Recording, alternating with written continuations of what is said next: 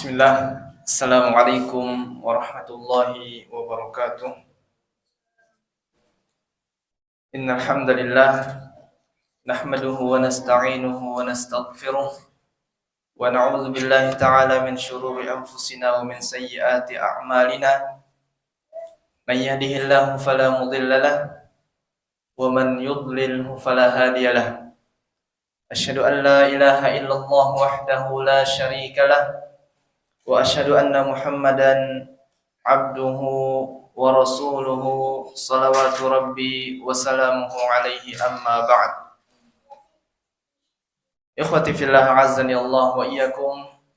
Segala puji hanya milik Allah Subhanahu wa taala yang telah memberikan kepada kita kesempatan untuk bermuajahah, untuk bertatap muka, untuk saling menasihati satu sama lain, saling mengingatkan bahwasanya setelah kehidupan ini akan ada kehidupan selanjutnya.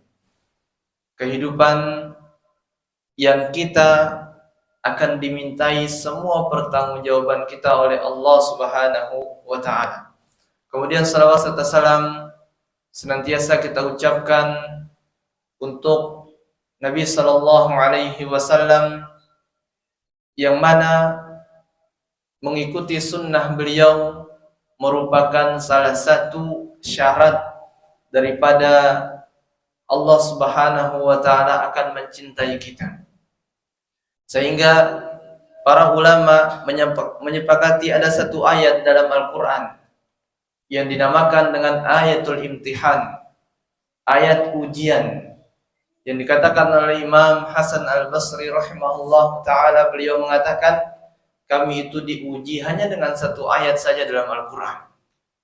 Beliau mengatakan, sejatinya kita itu diuji oleh Allah Subhanahu wa ta'ala hanya dengan satu ayat saja dalam Al-Quran. Apa ayat tersebut?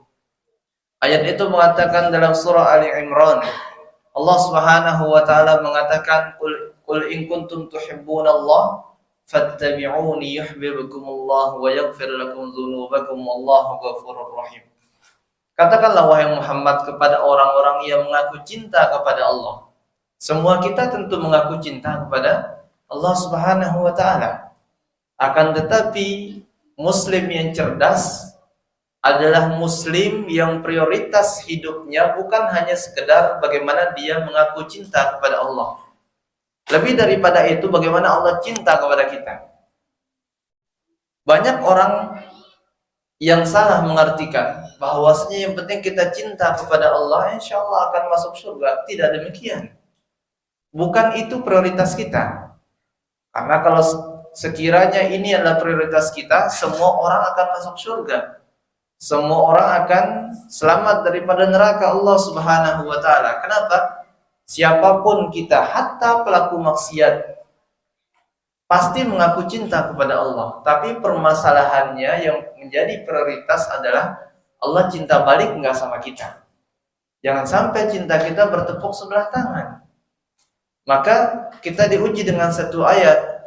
Kata Imam Hasan Al-Basri rahimahullahu ta'ala, Allah Subhanahu wa ta'ala katakanlah wahai Muhammad kepada mereka yang mengaku cinta kepada Allah Subhanahu wa taala, fattabi'uni, ikuti sunnah-sunnahku, ikuti jalan hidupku. Ini adalah syaratnya. Maka Allah Subhanahu wa taala akan balik mencintai kalian dan akan mengampuni dosa-dosa kalian, dan Allah adalah Zat yang Maha Pengampun lagi Maha Penyayang.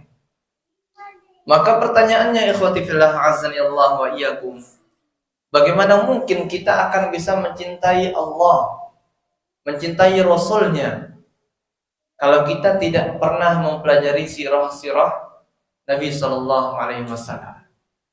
Kita saja yang sudah besar ini, misalkan, kenapa kita cinta kepada kedua orang tua kita? Tentu karena kita melihat perjalanan hidup mereka, kita melihat bagaimana perjuangan mereka untuk membesarkan kita, menyekolahkan kita, sehingga kita bisa menjadi seperti ini. Kita tahu kehidupan mereka. Ini hanya secuil daripada kisah kehebatan. Dan Nabi Shallallahu Alaihi Wasallam adalah makhluk yang menjadi aminul ard, orang yang paling baik di muka bumi ini. Maka lebih pantas untuk kita ketahui jalan kehidupan beliau agar kita mencintai beliau dan kita semangat untuk mengamalkan sunnah-sunnah beliau sehingga Allah Subhanahu wa taala akan mencintai kita. Dan kita lanjutkan ikhwati fillah azanillahu wa iyyakum.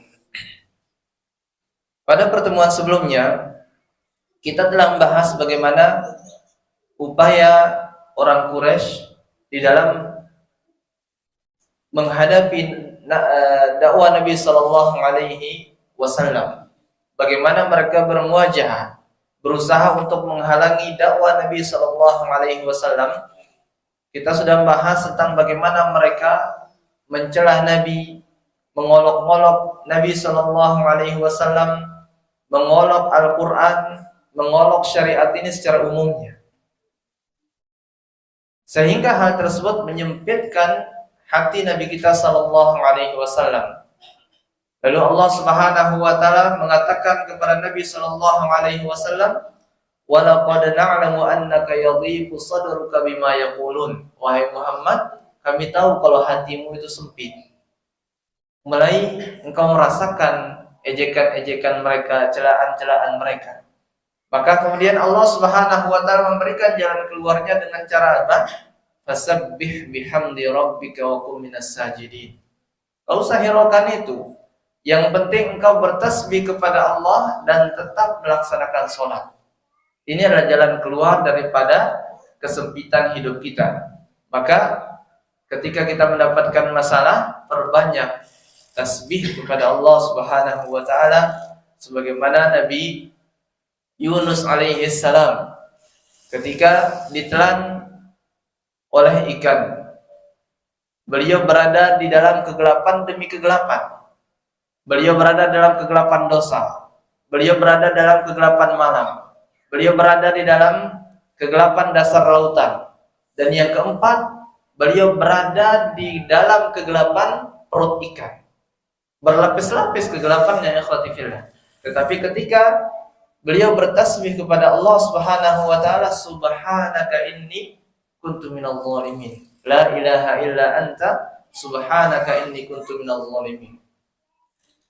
Nabi Yunus alaihi salam mengatakan tidak ada sesembahan yang berhak diibadahi melainkan Engkau ya Allah. Maha suci Engkau ya Allah, aku termasuk orang-orang yang zalim. Beliau bertasbih kepada Allah Subhanahu wa taala sehingga Allah selamatkan beliau alaihi salam. Kemudian pada kesempatan ini kita lanjutkan ke yang kedua, ikhwati fillah azanillahu wa iyyakum. Bagaimana al-hailulatu bainan nas wa bainal istima'i ila Nabi sallallahu alaihi wasallam. Bagaimana orang Quraisy itu senantiasa memisahkan antara Nabi sallallahu alaihi wasallam dengan orang-orang Quraisy. Baik dengan dipisahkan secara fisiknya ataupun dari segi perilaku-perilaku mereka. Contohnya dengan fisiknya, ketika Nabi Shallallahu Alaihi Wasallam gabung di tengah orang Quraisy, maka Nabi diusir. Dengan perilakunya misalkan, bagaimana? Dengan cara ketika mereka melihat Nabi Shallallahu Alaihi Wasallam mulai ingin berdakwah kepada orang Quraisy, maka mereka memanggil orang Quraisy, membacakan dongeng-dongeng dan cerita-cerita yang sangat luar biasa tidak masuk di akal. Lalu mereka mengatakan, bagaimana caranya Muhammad itu bisa menang ceritanya dariku? Ya, ini adalah al-hailulah. Bagaimana mereka berusaha menyingkirkan dakwah Nabi Sallallahu Alaihi Wasallam, memisahkan Nabi Sallallahu Alaihi Wasallam dengan orang Quraisy. Faqad qarraru an yusiru syagab. Maka mereka sepakat, ikhwati fillah azanillahu wa iyyakum. Untuk apa? Untuk membuat keributan ketika ada Nabi Shallallahu Alaihi Wasallam mendakwahi kaumnya. Dilihat ada perkumpulan. Di situ Nabi Shallallahu Alaihi Wasallam ingin menyampaikan Al-Quran, maka mereka sengaja memukul apa istilahnya itu rebana ya, rebana yang dari kulit. Atau bahasa kita sekarang ini seperti alat-alat musik, mau gitar, mau drum dan lain sebagainya, dan yang semacam dengan itu intinya. Intinya mereka sengaja membuat keributan agar ketika Nabi berdakwah tidak didengarkan oleh orang-orang yang ada di sekitar beliau sallallahu alaihi wasallam. Wa yarfa'ud dawda, dan sengaja mereka teriak sedemikian rupanya, bersorak sedemikian rupanya, agar tidak ada yang mau mendengarkan Nabi sallallahu alaihi wasallam. Wa yatrudun nas kullama ra'aw an-nabiy sallallahu alaihi wasallam yasta'iddu liyaquma bid-da'wati ila Allah fima bainahum. Dan kemudian mereka mengusir orang-orang yang hendak berkumpul kepada Nabi sallallahu alaihi wasallam, ataupun sebaliknya. Kalau bukan orang Quraisy yang diusir, maka Nabi sallallahu alaihi wasallam yang diusir. Perlu kita ketahui dan catat ikhwati fillah azani Allah wa iyyakum, bagaimana kebencian orang Quraisy ini kepada dakwah Nabi sallallahu alaihi wasallam ternyata sangat-sangat merata. Sangat-sangat merata, terutama pembesar-pembesar Quraisy. Orang-orang yang memiliki kekayaan dalam masyarakat Quraisy. Dan kita sudah pernah membahas kenapa Abu Jahal, kenapa Abu Lahab, kenapa Al-Walid bin Al-Mughirah tidak mau beriman, padahal mereka telah tunduk kepada Al-Quran ketika dibacakan kepada mereka. Kenapa demikian?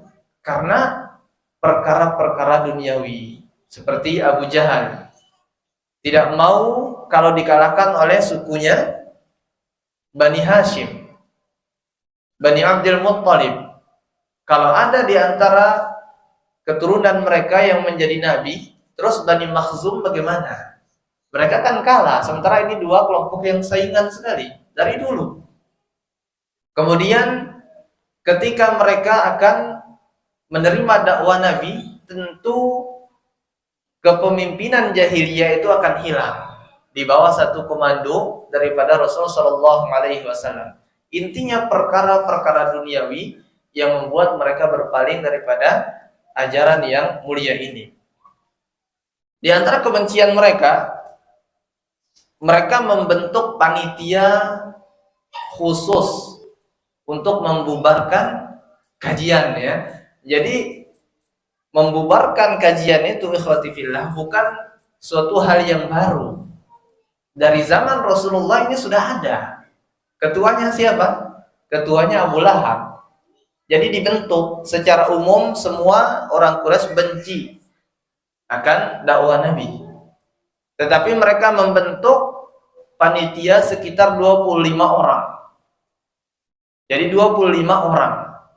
Di antaranya Uqbah bin Abi Mu'ayth, kemudian Al-Walid bin Al-Mughirah, Abu Lahab, Abu Jahal, Umayyah bin Khalaf, dan lain sebagainya. Namun yang menjadi ketuanya adalah Abu Jahal.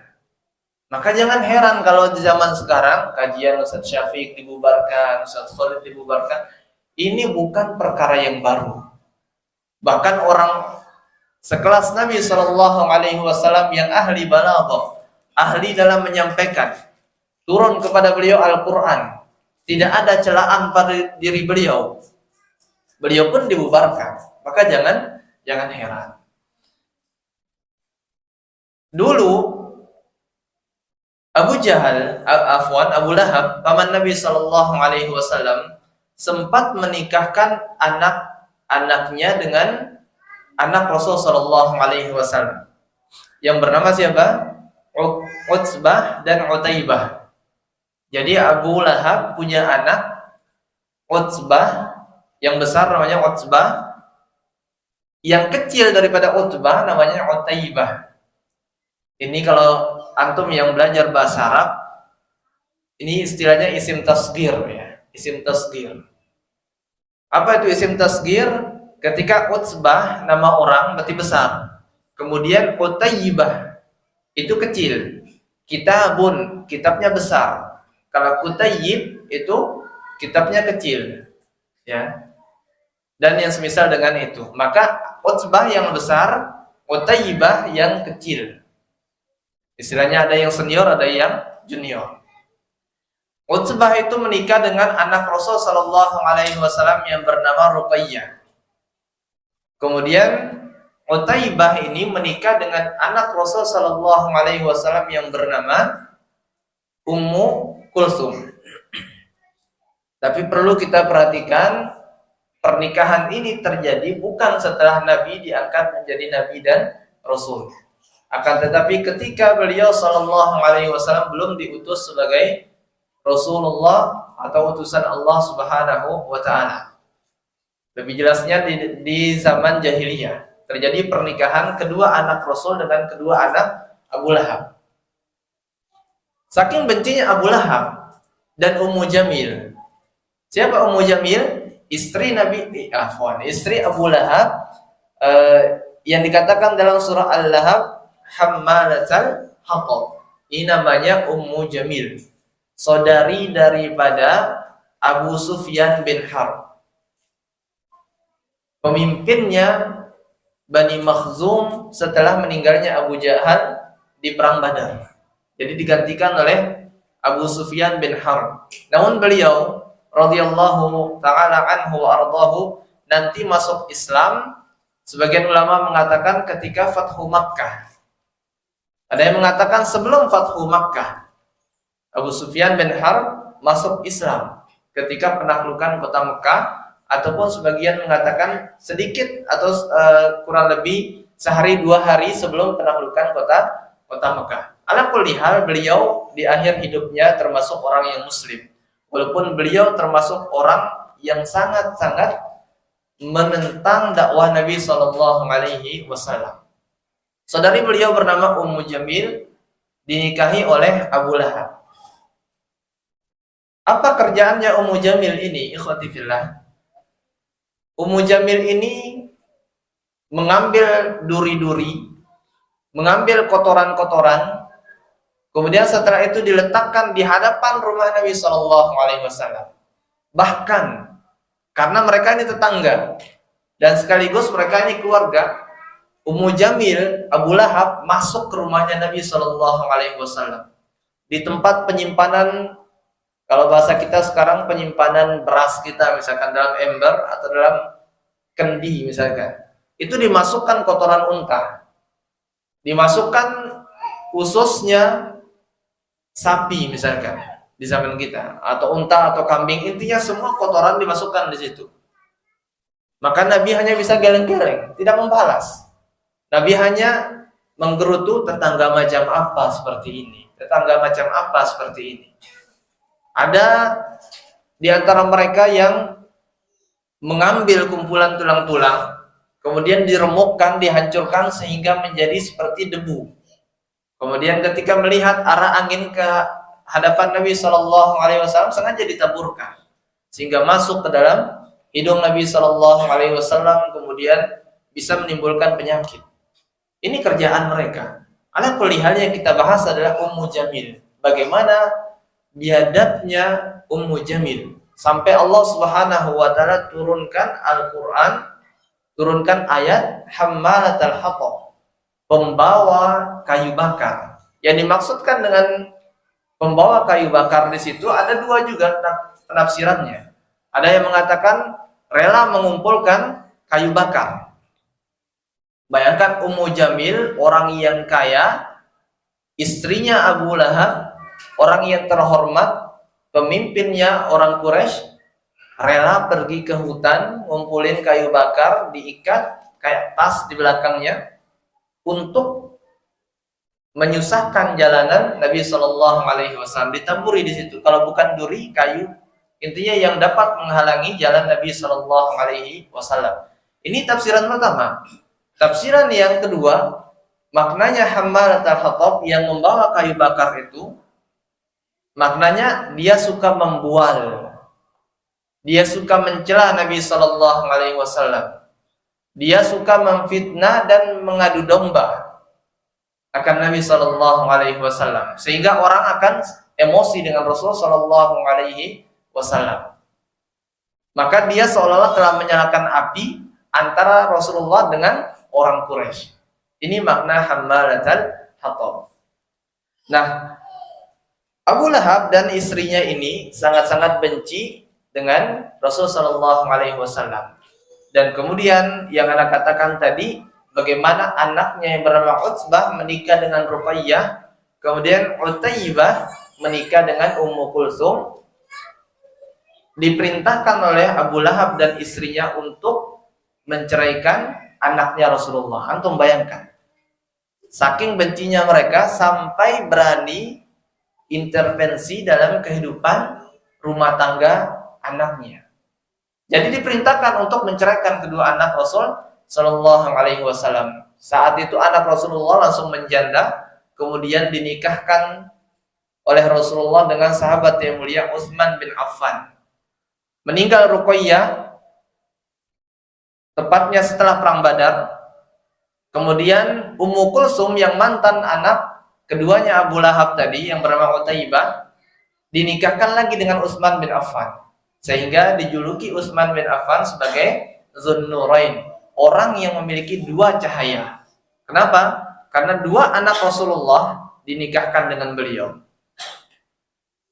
Ini adalah segelintir kisah bagaimana orang Quraisy sangat-sangat membenci dakwah Nabi Shallallahu Alaihi Wasallam. Kemudian ketika mereka melihat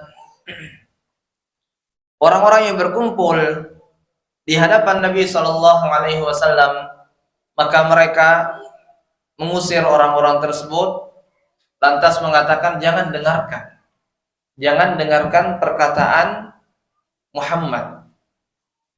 Yang sebelumnya kita bahas, Muhammad adalah penyihir. Ini yang paling mereka gencar katakan adalah Muhammad adalah penyihir. Sehingga Allah Subhanahu wa taala katakan wa qala alladziina kafaru la tasma'u li hadzal Qur'an. Orang kafir mengatakan, orang Quraisy maksudnya di sini, kalian ini jangan dengarkan perkataannya Muhammad ini. Jangan dengarkan perkataan yang katanya diturunkan daripada Tuhan semesta alam kepadanya. Padahal itu dalam perkataan lain adalah Muhammad ini didatangi oleh syaitan, kemudian dibuat-buat perkataan tersebut sebagaimana dukun yang membuat-buat perkataan mereka. Yang kita bahas pada cara pertama mereka atau metode pertama mereka dalam menghadapi dakwah Nabi Shallallahu Alaihi Wasallam. Kemudian mereka mengatakan wa al-ghaw fihi la'allakum taghlibun. Dan jangan dengarkan perkataan tersebut, berpalinglah kalian daripada perkataan yang dikatakan oleh Muhammad agar kalian termasuk orang-orang yang bisa menang nantinya. Tidak dikalahkan oleh perkataan itu. Kenapa mereka katakan begitu? Karena mereka tahu bagaimana besarnya pengaruh Al-Quran ketika dibacakan kepada mereka. Sempat juga kita bahas bagaimana Al-Walid bin Al-Mughirah, orang yang paling kaya di antara mereka, pemimpin Quraisy, yang Abu Jahal pun tunduk dengan orang tersebut, orang yang paling mengerti syair, paling mengerti bahasa Arab, mendatangi Nabi untuk berdebat akan Al-Quran ini. Ternyata ketika dibacakan langsung tunduk. Dia mengatakan ini bukan perkataan orang yang biasa, ini bukan perkataan orang, katanya. Maka dikatakan oleh orang-orang Quraisy, jangan kalian dengarkan, karena nanti kalian bisa menderita, kalian akan mendapati kekalahan. Wa qad dhallu qa'imina bidzalika bikulli syiddatin wa salabatin. Dan orang Quraisy terus-menerus menghalangi dakwah Nabi Shallallahu Alaihi Wasallam dengan cara yang kedua ini, ataupun dengan cara yang pertama yang telah kita bahas sebelumnya. Hatta inna awwala Qur'an tamakkana Nabi sallallahu alaihi wasallam min tilawatihi fi majami'ihim huwa suratul Najm. Sampai-sampai saking gencarnya mereka menghalangi dakwah Nabi sallallahu alaihi wasallam, kata muallif di sini, Al-Qur'an yang pertama kali yang berhasil dibacakan oleh Nabi sallallahu alaihi wasallam selama beliau berdakwah itu adalah suratul Najm, surah An-Najm. Kapan diturunkan surah An-Najm ini ikhwati fillah? 5 tahun setelah Nabi diutus oleh Allah Subhanahu wa taala. 3 tahun Nabi berdakwah secara sembunyi-sembunyi. Berarti kalau 5 tahun kurang 3 tahun ada 2 tahun. 2 tahun Nabi berdakwah terang-terangan tidak pernah berhasil membaca Al-Quran secara komplit di depan orang Quraisy. Sampai 2 tahun atau pada tahun kelima daripada kenabian baru beliau bisa membacakan dengan sempurna. Dan nanti ini ada cerita khusus insyaallah setelah pertemuan-pertemuan yang selanjutnya, bagaimana orang Quraisy ketika mendapati Nabi membaca suratul Najm, semua yang mendengarkan bacaan tersebut langsung tersungkur untuk sujud kepada Allah Subhanahu wa taala. Semuanya sepakat, yang mendengarkan suratul Najm semuanya langsung sujud. Melihat Nabi sujud, semuanya sujud. Nabi mengira apa? Nabi mengira mereka sudah beriman kepada Allah Subhanahu wa taala. Tapi masalahnya dengan kesombongan mereka ketika Nabi bertanya, "Nah, kalian ini sudah beriman ternyata." Akhirnya apa kata mereka?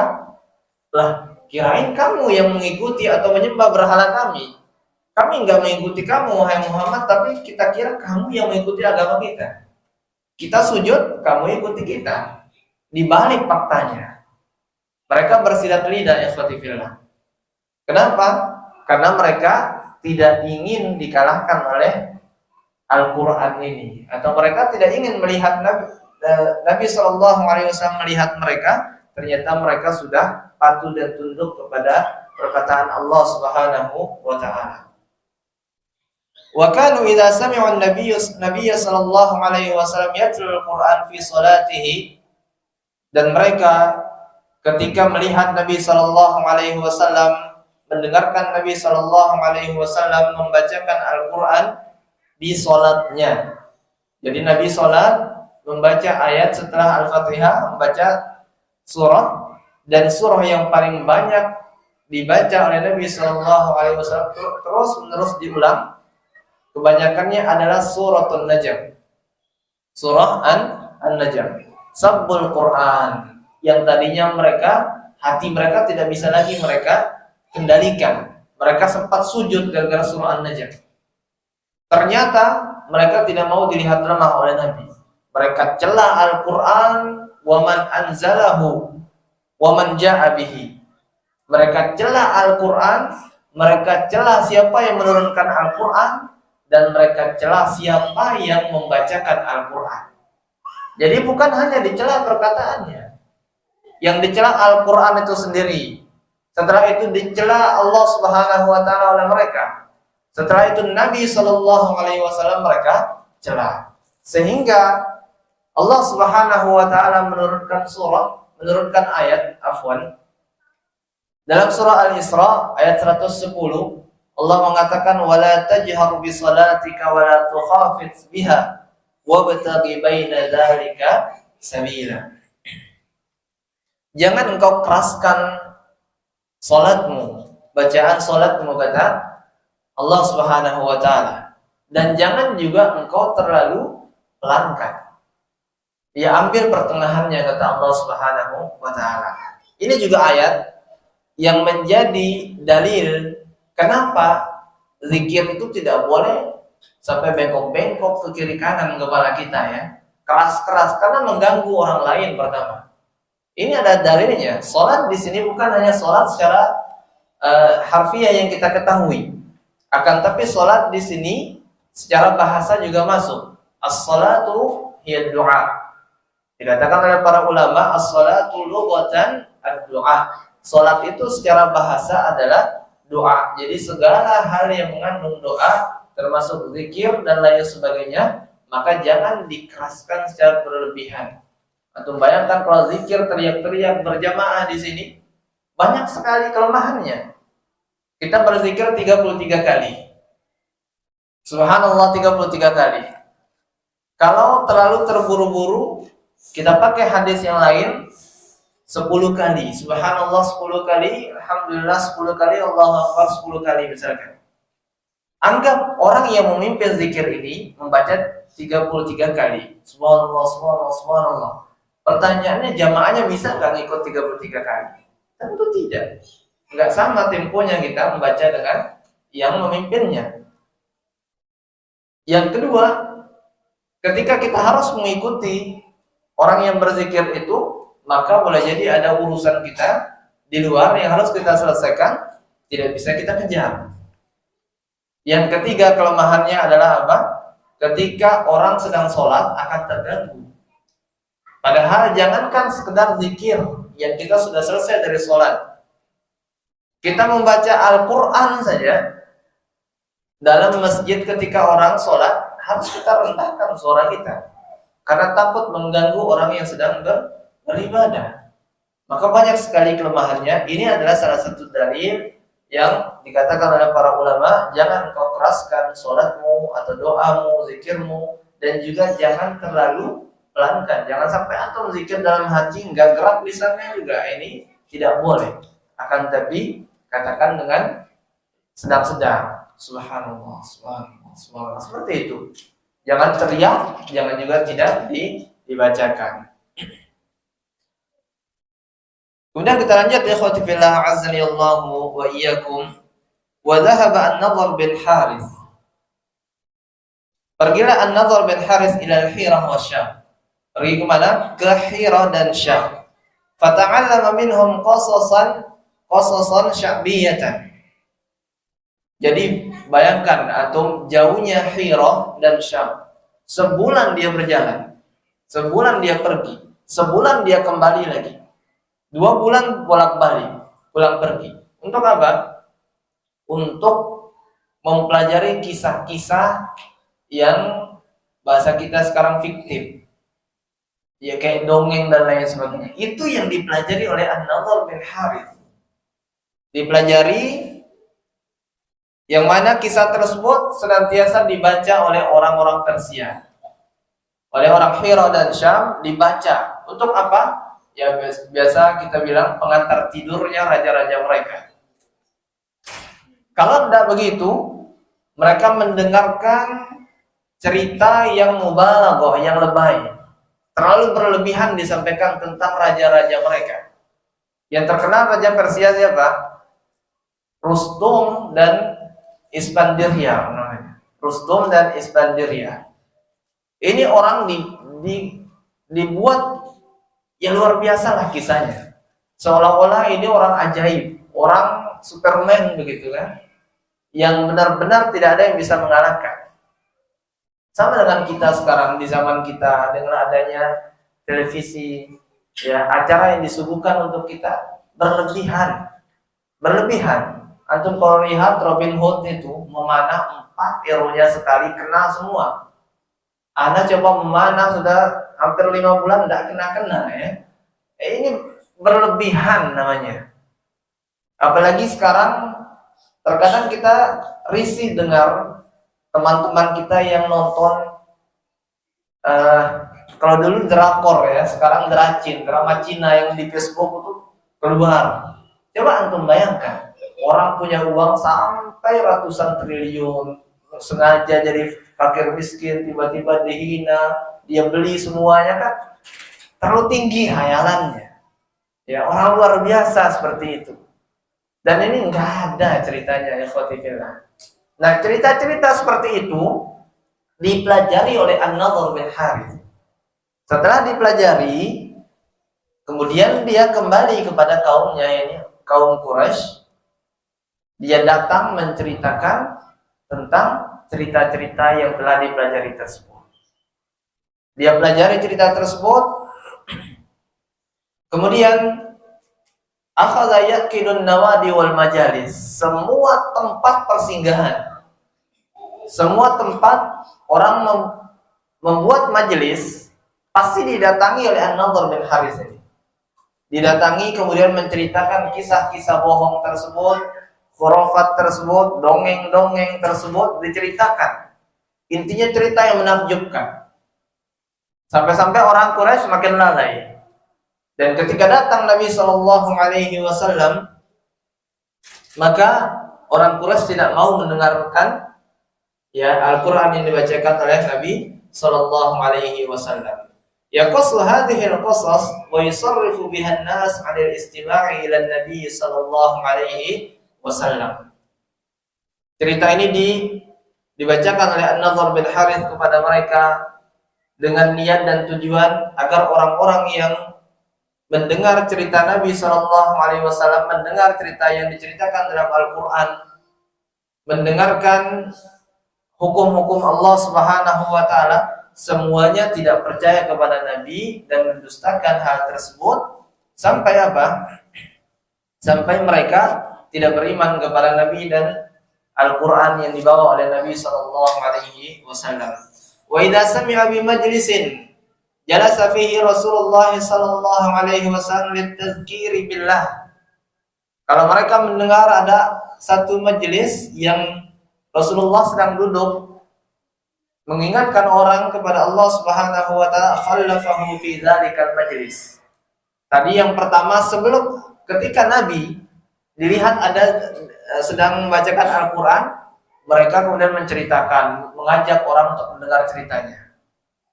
Nah, yang ini kalau mereka luput daripada pengajian Rasulullah, ya, mereka luput. Rasulullah telah bermajelis, kemudian telah selesai. Mereka datang kepada orang-orang yang sudah didatangi oleh Rasulullah, kemudian mereka membacakan cerita, langsung mereka mengatakan, bimadza Muhammadun ahsanu hadisan minni. Coba, bagaimana coba bisa ceritanya Muhammad itu lebih baik daripada ceritaku, katanya. Aku datang dari Syam, dari Hira. Berbulan-bulan aku mengambil cerita ini, meriwayatkan cerita ini. Muhammad kapan pernah pergi? Enggak pernah. Jadi dari sisi mana dia akan menang dengan cerita yang aku ceritakan kepada kalian? Orang kemudian tergoda lagi, tidak jadi masuk Islam. Padahal, ikhwati fillah azani Allah wa iyyakum, An-Nadhr bin Harith ini termasuk orang yang dulunya telah tunduk kepada Al-Quran.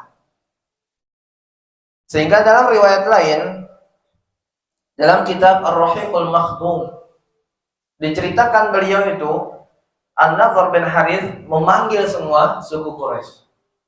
Memanggil semuanya, lihatlah Muhammad, anak daripada pemimpin Quraisy. Orang yang paling amanah, orang yang paling baik akhlaknya, paling jujur orangnya. Orang yang dulu tidak pernah kita dapati dia berbohong sekalipun. Selama 40 tahun, bayangkan. Tetapi kata An-Nadhr bin Harith, ketika mulai beruban rambutnya ini di samping telinganya, ketika mulai beruban rambutnya, kemudian dia menceritakan tentang kebaikan kepada kalian, kalian malah mengatakan engkau tidak pernah jujur sekalipun. Kalian mengatakan dia orang gila, padahal dia tidak gila. Kalian mengatakan dia penyihir, padahal kita telah banyak melihat penyihir. Bagaimana dia komat kami, membaca, kemudian membuat buhul-buhul. Kita telah melihat dan menyaksikan. Muhammad tidak seperti itu, kata dia. Kita sudah pernah melihat penyair, karena adat orang Quraisy, mereka selalu adakan perlombaan syair, membuat syair, kemudian pemenang syair tersebut, bait-bait syairnya akan digantung di Ka'bah. Ya. Kita telah mengetahui tentang ilmu syair ini, dan Al-Quran bukan syair, bukan syair, kata mereka. Ini tidak dibenarkan. Harus kalian percayakan. Isyarat beliau mengatakan harus kalian percaya dengan apa yang dibawanya. Tetapi beberapa saat setelah itu didatangi oleh teman-temannya yang kufur kepada apa yang Allah Subhanahu wa taala turunkan kepada Nabi Muhammad. Kemudian akhirnya dia pergi ke Hira dan Syam seperti cerita yang telah kita bacakan tadi. Yang menjadi titik berat kita, ya khotifillah, dia ini sebenarnya sudah tunduk, tapi karena teman-temannya yang buruk, akhirnya dia rihlah, dia melakukan perjalanan yang panjang ke Hira dan Syam. Setelah itu dia termasuk orang yang mengcounter dakwah Nabi Sallallahu Alaihi Wasallam. Bahkan An-Nadhr bin Harith ini diceritakan ketika turun surah Al-Luqman ini diturunkan untuk An-Nadhr bin Harith secara khusus. Secara umum semua orang Quraisy yang terlibat sebagai panitia, orang-orang yang menghalangi dakwah Nabi Shallallahu Alaihi Wasallam. Apa ayat dalam surah Al-Luqman yang diturunkan oleh Allah? Wa minan nasi may yashtari lahwal hadits liyudilla an sabilillahi bighairi ilmin wa yattakhidhaha huzwa ulaika lahum adzabun muhin. Di antara manusia, kata Allah Subhanahu wa taala, ada yang membeli lahwal hadis, perkataan yang sia-sia. Kenapa dikatakan di sini yashtari? Karena An-Nadhr ini termasuk orang yang kaya, termasuk juga pemimpin Quraisy, orang yang terhormat. Dia punya banyak harta, kemudian harta ini digunakan untuk menghalangi dakwah Nabi Shallallahu Alaihi Wasallam. Dalam hal ini ada dua riwayat yang datang atau sampai kepada kita.